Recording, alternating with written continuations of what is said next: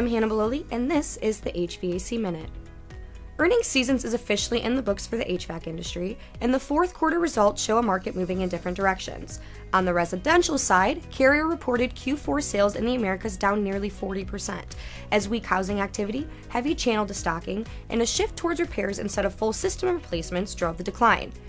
Carrier leadership said that inventories are now largely reset and expects replacement demand to gradually recover, though the first half of 2026 could remain challenging. Trane Technologies told a similar residential story, intentionally cutting factory production to normalize inventory. Revenues declined in the mid-teens, but executives emphasized that pricing discipline held steady. Commercial HVAC, however, is a different story. Trane posted 22% growth in bookings and ended the year with a record $7.8 billion backlog, driven by strong demand for applied systems and services. Carrier also pointed to double-digit commercial growth helping offset residential softness. The takeaway? Residential HVAC is still recalibrating after years of elevated demand, while commercial and service segments continue to power industry growth heading into 2026. To learn more about Trane and Carrier's Q4 and industry projections, visit www.achrnews.com.